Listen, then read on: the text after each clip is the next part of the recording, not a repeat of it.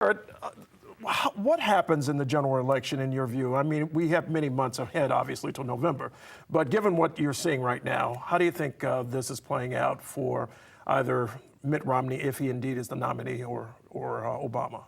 Well, like in any general election, particularly in a national general election, it's a race to the middle. And Romney's positioned himself in that manner as he's, clearly, as Gingrich trashes him as the Massachusetts moderate.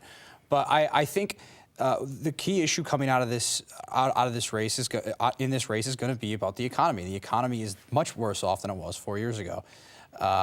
But you're going to see something we didn't see 4 years ago. You're going to see the super PACs, the third party organizations who are going to drastically change the landscape, I think, in this debate. Well, let's get Dorian here also in that regard. What does it look like? Do you agree with Garrett?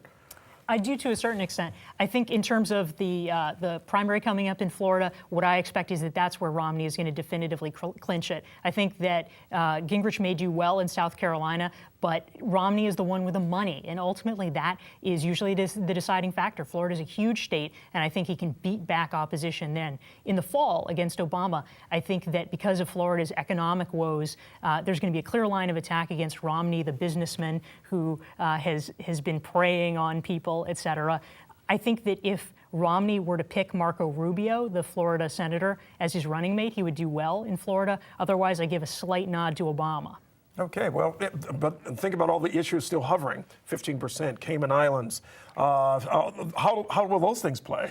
This new revelation. I think there is one thing I think we got to keep in mind here is I think Ron Paul could play a significant factor in being a nuisance to Mitt Romney. Not so that he's a threat to Mitt Romney, but he could really cause him headaches down the road, especially if the other candidates do drop out, if Newt Gingrich, if Rick Santorum drop out, because he can maintain a long-term operation and continue to just pick and poke at Mitt Romney as things go on. Okay, Garrett. Well, I think that's all the time we have. That's it for sure.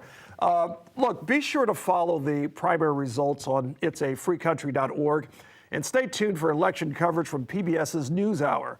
We'll be back on the 31st for results of the Florida primary. I'd like to thank our guest in studio and on Skype for a great conversation. And I'm Philip Martin. Thanks for joining us.